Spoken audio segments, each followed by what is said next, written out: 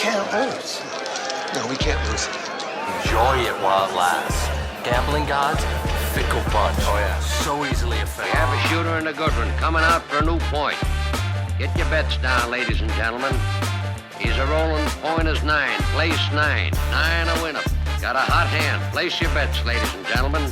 They bet on absolutely anything. Don't make them prove it. And you think that we have a 1 in 40 chance of running the table? You're tuned into Gambling with Good JuJu.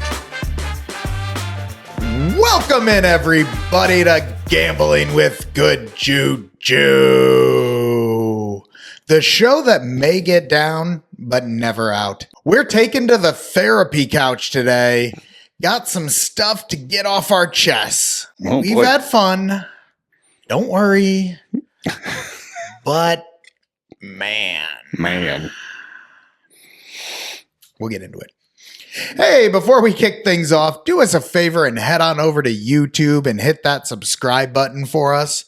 Already done that? Why not give us a follow on your favorite podcast platform? Rate the show while you're there. And if I may be so greedy, leave a comment or review or whatever it is. We can also be found on the socials at Good JuJu Bets. And if you really like us, then head on over to goodjujubets.net, click on the merch shop, and show your support. On today's show, our survivor entry lost. Womp womp.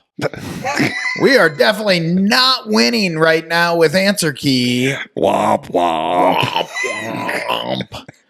Buffalo Ascension didn't even hit when we had 3 AP plays waiting for us at the boat when we got there. Where's the Good JuJu, Ryan? I don't know. It's nice knowing it. We were so optimistic 2 months ago. We thought we were going to win Survivor. We had mucho dinero in our pockets. We had the mucho dinero answer key. Oh, And it's flatlined on us. So, yeah.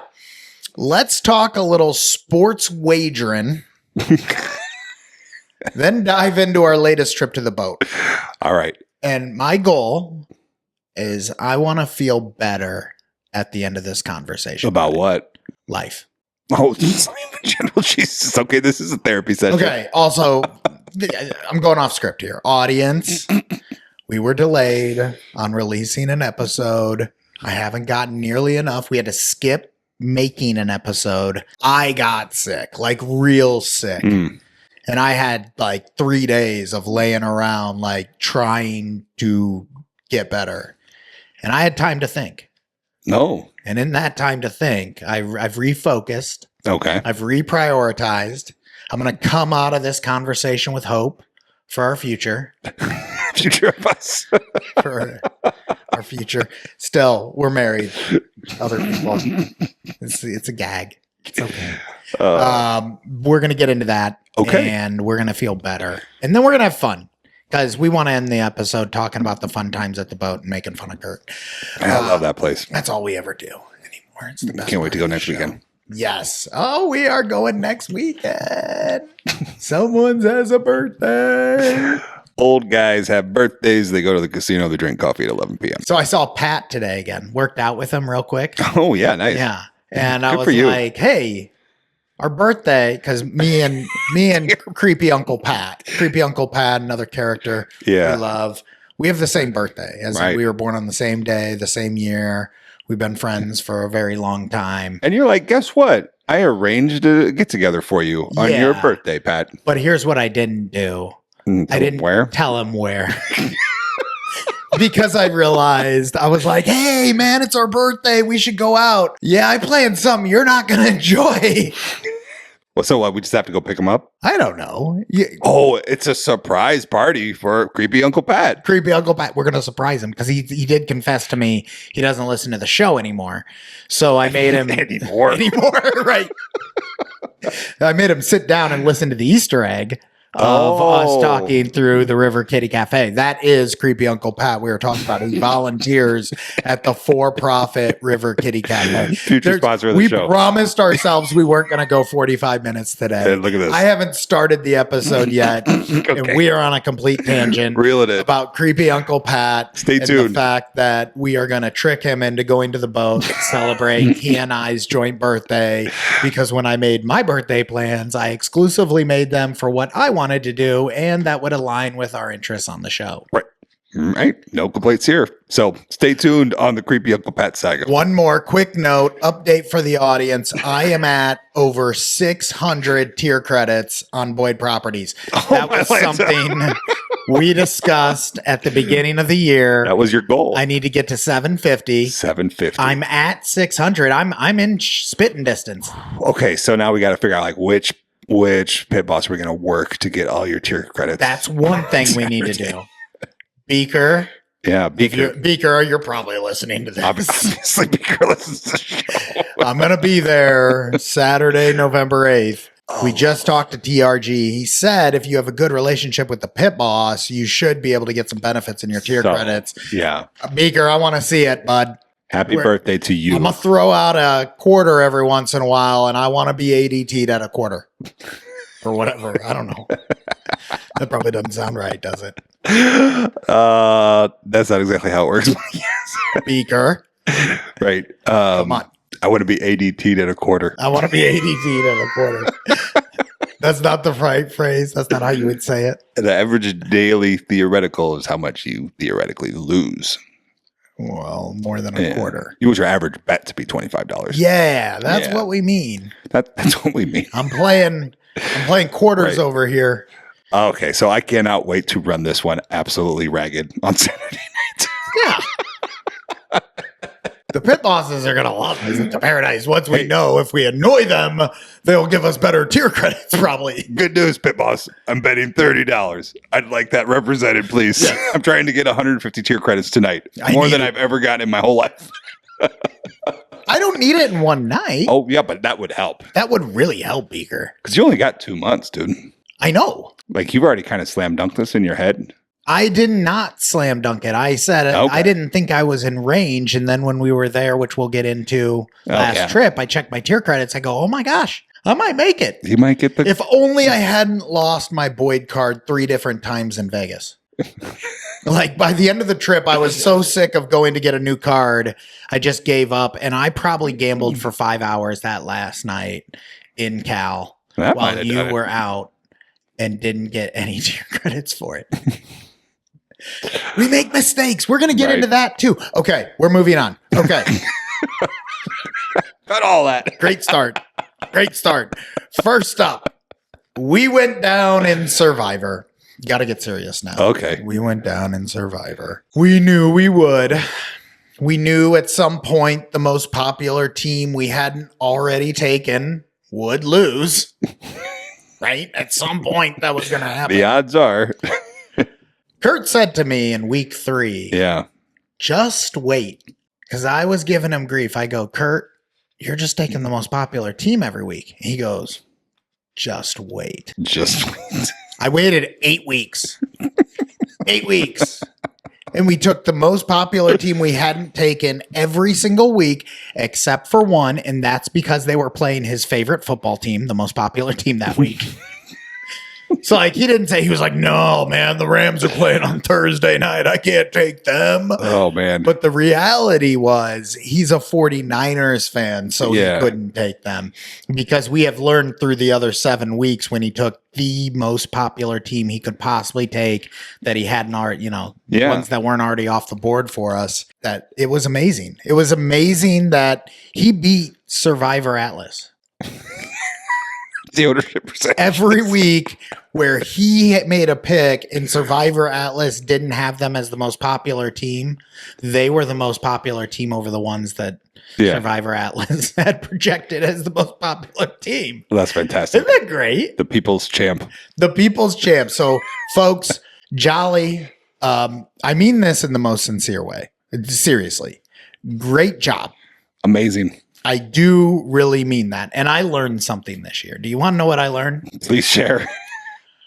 I learned it is absolutely possible for me to both be grateful for the performance of someone's picks and still have no problems mercilessly bashing them for their process. Yeah, grateful and spiteful. Like, some people might struggle there.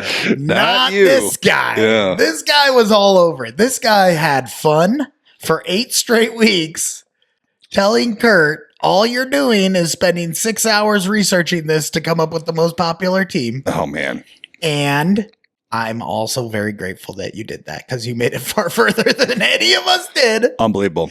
And don't get me wrong, he would have gone out the week you went out. He would have gone out the week that I went out last year. Totally. 83.7% of the field went out the week that I went out last year. Right. He did not take one pick below 19.9% ownership. Oh, wow. So he would have had to have owned one of the teams that went out the week I went out. All right, so it was fun, though, right? Dude. What a great experience. Like I said, thank you, Kurt. Yeah. I'm full of gratitude. I got to watch Wishmaster 1 and Wishmaster 2 with my friends. That was weird. We knew coming into this week, it's our own fault. Yeah. We both looked at each other and we were Right. like, wait, Atlanta stinks, right? Why are we taking Atlanta? And their They're quarterback was out. good. And their wide receiver was out. Yeah. And then their quarterback went out. And Yeah. it didn't even move the line, according to Kurt. Right. Well, it was fun. It was so fun. Well, Yeah. I'm back in. After last year, when we went week 3, then week 2, you knew me this summer. Yeah. I was on the fence. I was like, this is such a waste of money. But I feel like I got my $300 this year. Yeah, good. Good. Yeah. For sure. Yeah, we're definitely, I mean, we're doing it again now. It helped adding Big J's plays to the group. And I don't gotta know say- why going from 400 to 300 matters to me, but reducing my investment in the one entry helped this year. I think Jay's going to be the best at this. So I'm excited for next year. Doesn't matter. Right. Also, it doesn't matter. It doesn't matter. We almost got to Halloween. That's always been I start hedging day. We bet one entry a year. And unless the Mucho Dinero answer key turns around for us, next year we're going to be betting one entry. Absolutely. And we will entry. never win this competition with one entry. Oh, I wouldn't go that far. Juice is saying we've got about, if we're lucky, we've got another 40 years of doing this. Yeah, And totally. you think that we have a 1 in 40 chance of running the table? Right. What would you say it like that? Yes, exactly. Put it into context. I genuinely don't think we'll ever run the table. Yeah. But if we do ever run the table, since we only play one entry per year, it'll pay for our entry, hopefully. Like all our entries? All of them? Yeah. All of them, right? Absolutely, it should. $1,200 a year for 40 years. If we don't make that off of Circus Survivor, that stinks. Right. I'm just saying. Fun. So here's the deal. That's a mini recap. We're going to get into the details of our season. We're going to get into the process of our season. We're going to bring on a couple of experts, 1 or 2. I'm not sure if they're both going to join us. Oh, interesting. But I did get, hey, Last Men Standing pod. Go check them out. Fantastic. They tweet a lot associated with Survivor Atlas. They're a good group of guys. I've listened to some of their stuff. They're smart guys. We're going to bring them on next week. And we're going to say, here was Jolly's strategy. Break it down. What do you think of the strategy? We're going to ask them what they would do in certain weeks. We're going to ask them where we think that this is going to end up this year. How many survivors do you think there'll be? There's 2,000 and change left. Yeah, interesting. So we're going to get into it. More with than Last ever. Men More than ever Standing. before. Right. Like We're gonna everybody knows set- how to do it now. We're going to set another record this year for sure. for both people. Where's Grandissimo at? Did you notice There's like 8 people left. 8 people left? That's Something like awesome. that. And like, I don't know after last week because Yeah. the Falcons. That's what I was saying though, was we need to I'd rather invest in a 1% stake of Grandissimo than in my own Survivor entry. That's an option. Cut that field way down. I'd rather let Jay pick the bets. Well, we're gonna do that, but I like if Mucho Dinero answer key works, I'm just saying I'd be willing to invest in someone's Grandissimo. Oh, right. If we learn how to sports bet, then Let's we get could into have it. more. Okay, go. Okay, on to more important things for us. Me. right now. Answer key. My picket is exactly even over the last 2 months. Answer key is beating the VIG. Kinda, sorta. I'm flat as a 6th grader in a training bra. Let's be honest here. No one knows their exact edge, by the way. Like in the whole world. Yeah. So we are completely flat, right? Pickett tells us we have X amount of CLV. Pickett says we should be winning, just so you know, when you look at it compared to the best available odds in the market. But is that the true number you should be comparing to? Well, I was in a Twitter thread last night with Elihu and some individual who was yelling at BetStamp because BetStamp doesn't compare their CLV to Novig fair odds. Yeah. They compare it to a best available, similar to Pickett. And Elihu was saying, well, actually, the best available is going to be a better indicator for you than the Novig true odds because that can't be a known. But the known is the best available. No one's willing to bet into that number because of the price, but people were willing to bet into it up until that point, right? So, got it. Interesting. They're going back and forth, right, about this, and I go, oh my goodness, we've been having this issue ourselves. Yeah, we were talking about that. We've been diving into the fact that our Pickett says we should be up. We're going to go with Pickett with my numbers because I'm the one who has the tracking ability here. Okay. Okay. Yeah. So Pickett is saying that I should be up somewhere between 2 and 3% on the Mucho Dinero answer key. Yeah. Okay. The Mucho Dinero answer key itself is telling us that I should be up 7% based on the average of all of our plays. Fair enough. Yeah. That we have. That's part of the exercise that I ran. So estimated edge 7%. Pickett saying the CLV is 3%. 3%. Yeah. 2 to 3. It depends on the and the actual is 0. And the no VIG. Oh, yeah. Okay. The no VIG odds is saying we're more like negative 2%. Oh. And you can get the no VIG odds in Pickett. Yes. Okay. So, but I have to do it for each individual bet. I can't look at like my overall Oh my bet. gosh. That's why this project has been so horrible. For every single data entry point I'm doing to try to backdate and get all our data in that we didn't do at the beginning of the season, I have to go in and click in a different thing and find the number and put that number in individually. So you go back and look it up every game. Every single game on 2 different sources I'm looking up, and every single cell entry is manual. It's a nightmare. That's why I felt like I wasted an entire week. That's why I said, screw this. I've got enough data in here to draw up some bad insights. I'm going to go back to doing the show because I enjoy the show more than I enjoy being a data miner. Not even a data miner. I'm not mining data. You're putting it in. Okay. Anyway, so minus 2% is what the no VIG fair odds are. My actual results are coming in at about flat. Right around flat. Yeah. So if I'm at 3% according to the best available book, the no VIG says I should be at minus 2%. I'm falling about 0%. That part of it makes sense to me. Yeah. Like that you're probably not going to get the ROI of the best available because that means someone wasn't willing to bet into that number there. You know what I'm saying? Sure. So you're probably not going to get that good, but that we're getting better than the no VIG is decent. That feels good. But the bad part is our model says we should have a much larger edge, and I don't trust still that we're not getting our benefit just from top-down betting as opposed to the model providing us an edge. Yeah. So that's the concern right now, and I think it's a valid concern.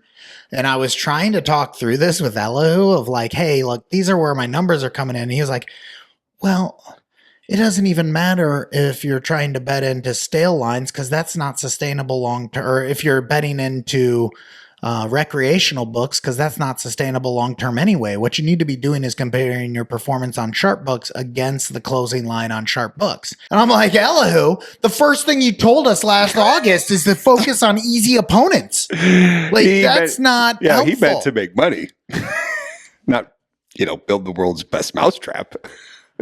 So I'm just like, that didn't help. Yeah. So now I'm sitting here wondering, do we have an edge? And I have refocused and recommitted myself to the process this week. And you saw some of the returns on that already today. Whew, mucho dinero. Mucho dinero plays are coming back. We went 2-1 today, but But- we always win Tuesday through Friday. Tuesday through Friday is not the problem. Saturday is the problem. I haven't had a winning Saturday yet. 920 was my last one. I don't think I've had an up Saturday. 920. But my Tuesday through Friday do well enough that it carries me through to positive or flat on the week, every week. Yeah. And it's pretty consistent. I haven't had like it go one way one week and then come back the other week to bring me back to even. It's just been Saturday. Okay, so what do we have? Like 3-4 more weeks left? well, we've got at least 5, I think. 5 weeks left to doing Weeks this. left of this, and I'm committed to it. I'm committed to getting us the data to do this for the entire college basketball season. I'm excited for that. It yeah. kind of feels like every night's going to be a Tuesday. Yeah. We just don't have to do Saturday. Or every night's going to be a Saturday because there's 100 games every single week. Well, we don't have to look at them all. Yeah. So I don't know. Here's what I'll say, though. Here's what's going to leave me optimistic. I'm back on the bandwagon. I'm doing it the right way. I know that I'm doing it the right way. I'm holding even. I'm getting better promos on DraftKings. That's cool. But the worst part is I've lost a little over $100. So basically flat on MGM since the start of September. Oh, just on that book. But I am down a little over $100 on MGM. Yeah. I have been limited and promo banned betting with answer key on it, MGM. Yeah. Easy come, easy go on that. Didn't win. Have had the account for 5 years. I've been priming that account for 5 years. No issues. Priming it for 5 years. 5 years. For a month and a half, I bet into it and lose, and they promo ban me and limit me. So it's a sad thing, but it also gives me hope that we're still doing something right. Yeah. That would be interesting to get somebody's take on why they threw you out. But I mean, maybe you must have been getting CLV on their book, or they didn't want you to bet on a bunch of first quarter totals. And I think it's worth noting that on hundreds of wagers over a month and a half, the fact that I'm even, that's good. I cannot say the same thing. In sports betting world, well, you didn't have the outs. You didn't have the minus 100 on MGM and plus 500 or whatever that I am on DraftKings or whatever to push me to even. I don't. So the fact that I am even, most people can't break even. Right. But now we need to figure out how to take it Yeah. to positive from even. Because we got to make $1,000 to get another Survivor entry. I mean, I don't know. I don't know what I'm going to do. Things are going better in the casino for me right now than they are sports betting. That is a problem. That should not be the case. Like, if you think you're the best casino gambler in the world and you think you're a good sports bettor, you should be making more money off your sports betting than your casino gambling. Hot take. Saying. Is that a hot take? The opportunity cost, the opportunity available in sports betting feels much higher from a profitability perspective than casinos. Interesting take. I'll plead the fifth on this. I silenced it. Yeah. That's right. I mean, the opportunity cost, like in a day, in a one bet, in a lifetime. I know there are people out there who have scaled casino gambling operations from a profitability perspective very well. We've interviewed them. We've talked to them. Sure. The number of people who are doing it in sports betting on a regular basis while incorporating it into their regular lives feels a lot higher. Yeah, I think that's just because that's the people we hang around, people we listen to. Wow. Could be. I mean, look at what you lost money at MGM in 1 month betting into first quarter totals, and they have thrown you out. You're saying there's more opportunity cost in this gag than going to a casino? At least I could make money on MGM. Look, right. Okay, all right. We figured out how to not lose so much at the casino. If you con the reward system, you can turn $1,000 in cash into $900 in cash and $300 in gift cards. Right, totally. Okay, I get it. I'm on board with this. I just don't feel it's as big an opportunity as you are allowed to bet into two-way markets that other people are betting against you. And if you can do it with the sharp books, they'll take your money and let you do it. Like Circa will let you beat them. The casino will not let you beat them. Yeah, fair If the enough. casino figures out you're beating them, they will not let you come in anymore. That's some things. But Circa Sportsbook will let you beat them. And they will take your information and they will use it to beat all the squares. Or they'll just start taking those markets down like they have done on a few things. That's fine. Yeah, everything's fine. Everything's fine. Right. Turns out this gambling thing is hard. I'm tired of talking about how sad I am with regards to our gambling. I'm done with it. It's time for us to move on. I'm happy about gambling. Sports betting? You're happy with sports betting right now? I'm a true goddamn degenerate.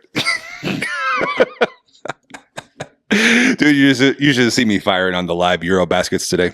Look, all I'm going to say is over the course of this exercise, I have lost an out and a lot of hours. Yeah, that's the most frustrating thing is the hours. A lot of hours. Well, and this is what we have to show for it is breaking even. I'm not excited about 5 more weeks of college football. I am excited for day 1 of college basketball. I'm excited for college football still. I still have hope. I am considering not betting on Saturday. We'll find out tomorrow morning when I start peppering you with plays. Yeah, I got Saturday. 2 in. I think I lost CLV on one of them.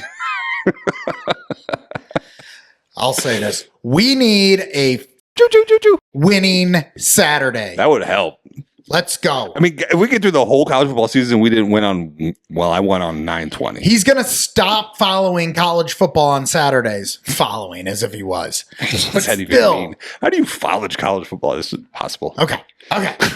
That is enough. Woe is us. Right. Let's get to the good stuff. It's time to talk fun. We had a fantasy basketball draft a week ago, and it was a pretty good time. I had a great time. We had some pizza, some beverages. We've nailed it. We have nailed season-long fantasy basketball. Here's how you do it, folks. This is straightforward. Rule number 1. This is the most important rule moving forward. We don't know if it works because this is our first time ever doing it, but we are sure this is the way it works.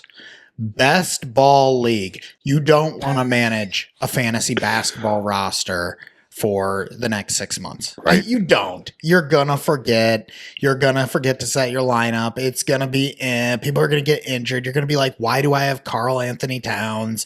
It's going to get weird. That's good. This is definitely how it works. But if you do a best ball league, you draft 20 guys. The best 10 of them go into your roster each week. Yeah. There is nothing for you to do. You can't forget to set your lineup. It's done after you draft them. It's just, let's see what happens here. Let's see where these chips fall. Yeah. So that is great. So number 1, best ball draft. Rule number 2, Yeah. offline draft. If you're going to do a best ball draft with some buddies and you're all going to sit on your own computers and draft it, you don't need to do that. I think we are rewriting the rules for your fantasy football league as we speak here. Just don't do it. Don't do it at all. Right. Rule number 3, gambling. Both on the best ball league, because like if you don't gamble on it, who cares? No one cares at all. So gamble on that. That's number 1. And 2, gamble on your draft night. That's the other part of it. So you have a best ball league, part 1. Yes. You do an offline draft. You all go out. You have dinner. You take over some part of a bar and you draft your fantasy basketball rosters. Yes. And then you go gamble. And if you do those 3 things, you will guarantee yourself one night a year, you're going to have a really fun night. And the rest of the year, you're going to have something to follow if you want or not follow. Right. If you don't want, you still got that night out. You still had that fun time. It was still a reason to do the league. Love it. I thought rule number 1 was going to be whoever mentions any rules is the commissioner. Oh, that is. We actually came up with a bunch of rules. So we lost a member of our fantasy basketball league 2 years ago. He didn't die. He just stopped liking us. So Stole the trophy I built. and he won that year. So he stole the trophy. And then next year when it came time to draft, that's when the fallout happened between him and not us, but another individual. Sorry, Stevie. And Friend of the show. Friend of the show. And as a result, we lost the trophy. He never gave it back to us. So now we've established the rule that whoever wins the league Gets to ask for it. has to go ask him for the trophy Dude, back. it's a privilege. It's a privilege. I suggested maybe we make whoever gets last has to try to get the trophy back. But I suspect if you get last, you don't want the trophy, so you have no incentive to go ask. Yeah, this You're is just going going to to be like, forget this. But if you win, I mean, that was a cool trophy. Thank you. We added something to it every single year. There was a Santa Claus on this trophy. Old Jolly St. Vic. Shout out Jolly St. Vic one more time on this show for getting the poster handled. Yeah. Waited at home for the Amazon guy to come at 5:30 and drop it off on draft night. That was great. Yeah. I'm coming for you, though, Jolly. I knew that was coming. More to talk about. I had a hunch. I got more. All right. So Great draft job, night. Jolly, on the draft night. Great job waiting. They still beat us to the restaurant, but he couldn't come over to the garage to hang out before we go to the restaurant because he had to stay at his house and wait for the Amazon delivery guy to show up with the draft board. Pro moved. I love the Great stickers, writing our own stickers. That was great because who the hell are these 100 guys anyway? So that's just a general recommendation, okay? Go on, start a fantasy basketball league. Make sure it's all people who live around you so that you can go out for the night, draft a best ball league, eat some good food, then go gamble. You'll have a great time, I promise. Yeah. As much as that was great, what we're really here to do is talk about the boat. The boat was better. Paradise Casino. I left a winner plus $14. That's fantastic. Okay. Yeah. I had to battle. Yeah. Buffalo Ascension. First time. Second time. Second time at the Paradise, I didn't cash out up on Buffalo Ascension. Wow, really? That's a pretty And serious we had record. 3 AP plays. So that was a little bit frustrating, a little bit disappointing. Shout out Buffalo Ascension. Yeah. We also avoided the craps table. I think that was another big That thing. could have helped. That was another big thing. I did great at Blackjack, and we learned a new game. And I won money at this game. Awesome. Did you make money on that game? Yes. Yes, I made How could you not? $50 on this game. It was a printing machine. Ryan, I want you to go ahead and inform the audience, what is the new game at the boat? Well, the Paradise Casino is introduced for you on the second deck, Knockout 52. We need to bring Heather back on. To explain it. Right. Explain Knockout 52. All right, so Knockout 52 is a fantastic game where the dealer has a deck of 52 cards and he pulls them up one at a time. And on the table is an ace through a king in order. Just like the fake card, right? And so he flips over the first card and puts it on the ace and see if it's a match. Yeah. If it's not an ace, You he keep keeps going. So then Then you flip goes over the second one to the He two. goes to the 2. If it's not a 2, you keep going to the 3. If it's not a 3, keep going 4. So on and so Until forth. there is a match. Till there's a match. Now you would have to go through the deck how many times? 4 times. Because there's 4 of each of these numbers Yes. in the deck. So you can bet on, is it going to go out in the first round, Yep. the second round, the third round, the fourth round, or is it going to make it all the way? All the way. And if you bet on it to go out in the first round, you only get paid 1 to 2. So if you bet $10, you only win 5. 3.56 house edge. What about if you play it for round 2 or round 3? Does that improve your edge? Is there less of a house edge on I round don't 2 or know. round TBD 3? on that. Okay. But If you do on round 2, like if it makes it to round 2, you 3x your money, right? Or is Yeah. it 2x? 3 to 1. 3 to 1. 3 to 1. Yeah. And if you make it to round 3, it's 10 to 1. Yeah. And that did happen for you guys. And I wasn't on it, but everybody else was. That was awesome. Yeah. And so as you get to round 4, then it's something ridiculous. And if you go all the way, it's like 50 to 1.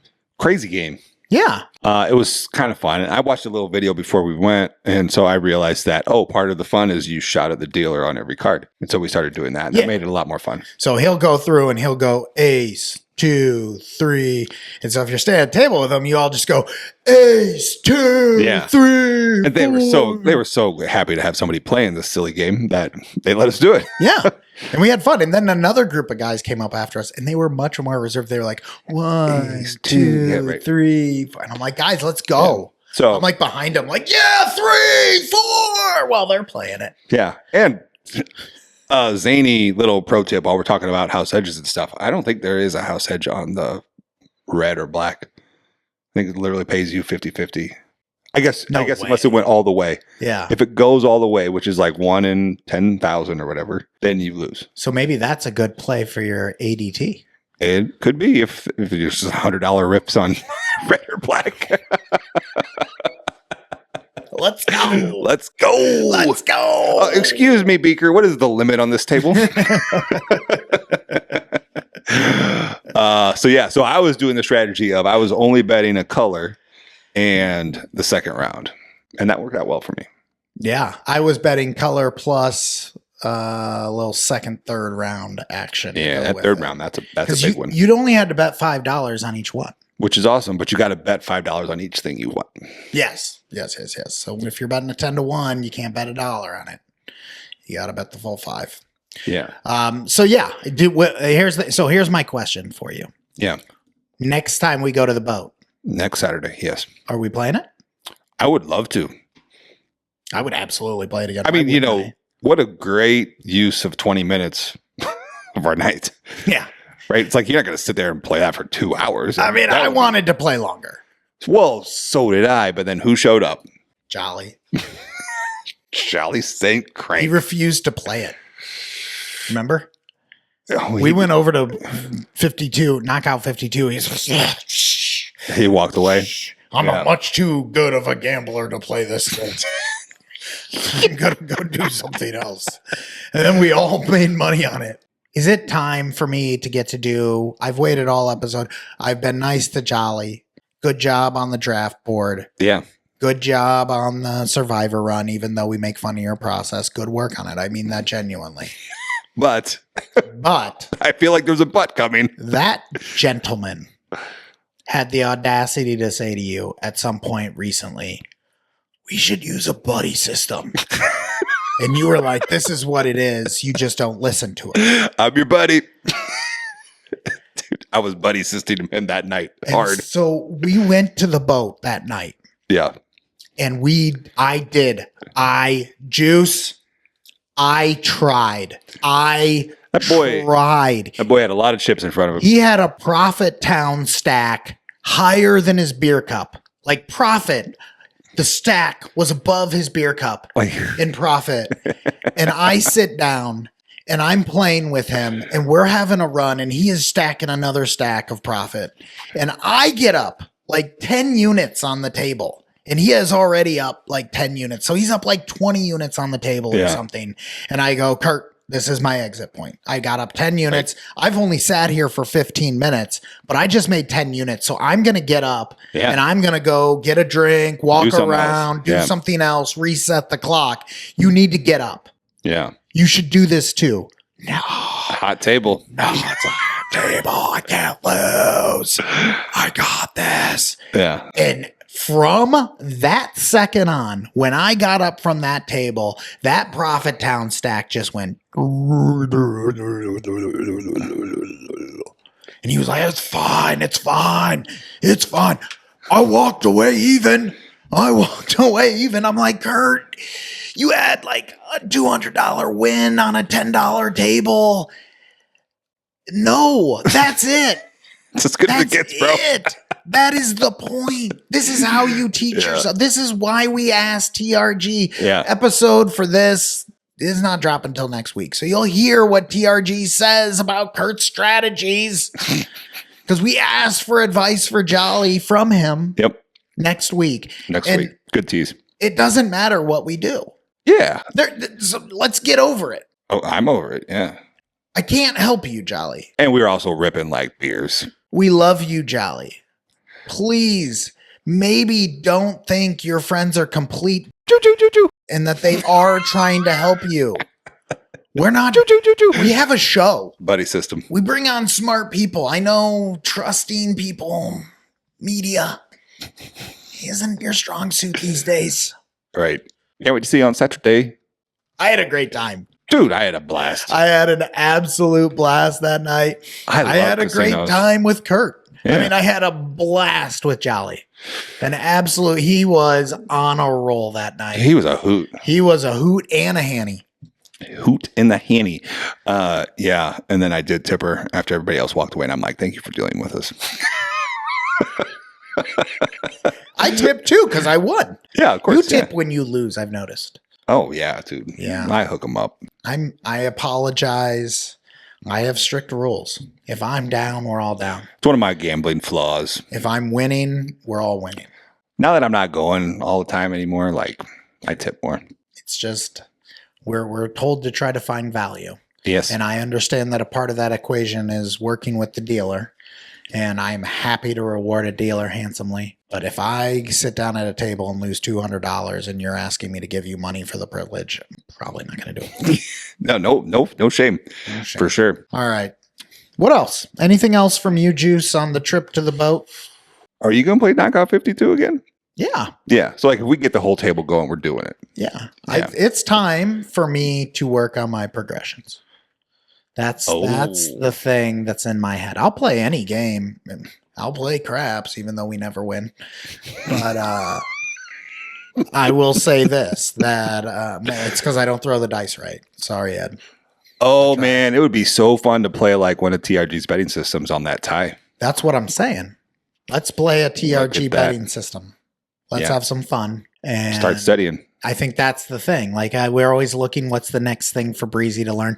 I do need to brush up a little on the blackjack. There were 1 or 2 hands. Yeah. Last time I was there, I looked at Stevie. I was like, Soft I'm hand. blanking. I struggle with the soft hand still. So I need to do a little brushing up on blackjack. Yeah. And I definitely want to investigate TRG's Fred resources. You'll learn more about those as well next week. Hopefully you've listened to the backstory on him. We're going to get into that in more detail next week. Yeah. But, that's going to be great coming up. Should be fun. You think the wives will want to play the Knockout 52? I think they'll like that.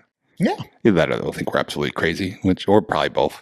Well, fun. Yeah. I think that they'll have fun playing Knockout 52. Good. I think that's close to playing roulette. Yeah, There's nothing to do. I was really hyping Michelle on it, but Pick your thing. yeah. Yeah, Michelle and Billy are coming out with us. She was like, all I can do is play roulette. It's like, this is kind of fun. You just shout. Yeah. But we'll see. Michelle, come on. Let's get Come you out of on. that comfort zone. Knockout 52. Let's go It's a- Knockout 52. It's a fun game to play. It's so fun. I promise you. All right. Well, we are officially the first podcast to hype up Knockout 52. Yeah. Whoever made the game, We need to come up with our own batting strategy. we could use a retweet. All right, that's going to do it for us this week, folks. Part 2 with TRG will be out early next week. Oh, boy. We're talking with Last Men Standing Pod next week as well. Good juju to your bets, everyone. We'll talk again soon.